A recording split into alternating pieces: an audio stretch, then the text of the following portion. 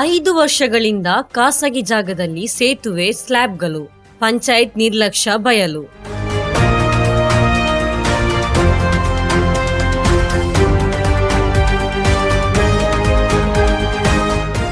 ಅಭಿವೃದ್ಧಿ ಕಾಮಗಾರಿಗಳಿಗಾಗಿ ತಂದಿರಿಸಿದ ಸಾಮಗ್ರಿಗಳನ್ನು ಸಕಾಲದಲ್ಲಿ ಬಳಸದಿದ್ದರೆ ಅದು ಸಾರ್ವಜನಿಕರಿಗೆ ಹೇಗೆ ಹೊರೆಯಾಗಬಹುದು ಎಂಬುದಕ್ಕೆ ಮಂಜೇಶ್ವರ ಗ್ರಾಮ ಪಂಚಾಯತ್ನ 23ನೇ ವಾರ್ಡ್ ಒಂದು ಪ್ರತ್ಯಕ್ಷ ಉದಾಹರಣೆಯಾಗಿದೆ.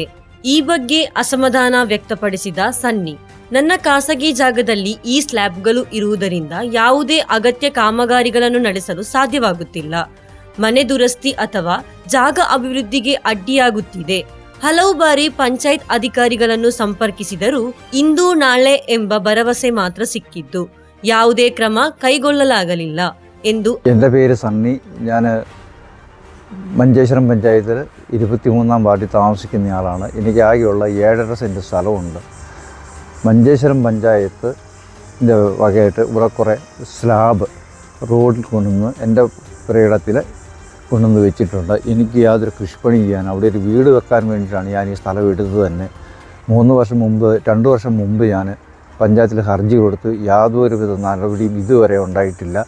ആ സ്ലാബ് അവിടെ നിന്ന് മാറ്റുക. എനിക്ക് അവിടെ ഈ സ്ഥലത്ത് യാതൊരുവിധ പ്രവർത്തനം നടത്താനോ ഒരു വീട് വെക്കാനോ ഒരു കാരണം സാധിക്കുന്നില്ല.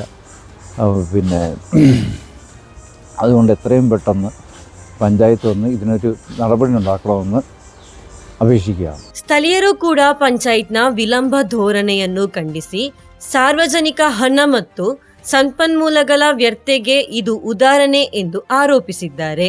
ಸರ್ಕಾರದ ಸ್ವತ್ತಾದ ಸ್ಲ್ಯಾಬ್ಗಳು ವರ್ಷಗಳ ಕಾಲ ಬಳಕೆಯಾಗದೆ ಹಾಳಾಗುತ್ತಿರುವುದನ್ನು ಗಂಭೀರವಾಗಿ ಪರಿಗಣಿಸಿ ತಕ್ಷಣ ಕ್ರಮ ಕೈಗೊಳ್ಳಬೇಕೆಂದು ಒತ್ತಾಯಿಸಿದ್ದಾರೆ. ಸಂಬಂಧಪಟ್ಟ ವಾರ್ಡ್ ಸದಸ್ಯರು ಹಾಗೂ ಪಂಚಾಯತ್ ಅಧಿಕಾರಿಗಳು ತಕ್ಷಣ ಎಚ್ಚೆತ್ತುಕೊಂಡು ಖಾಸಗಿ ಜಾಗದಲ್ಲಿರುವ ಸ್ಲ್ಯಾಬ್ಗಳನ್ನು ತೆರವುಗೊಳಿಸಿ ಸಮಸ್ಯೆಗೆ ಶೀಘ್ರ ಪರಿಹಾರ ಒದಗಿಸಬೇಕೆಂದು ಸ್ಥಳೀಯರು ಆಗ್ರಹಿಸಿದ್ದಾರೆ.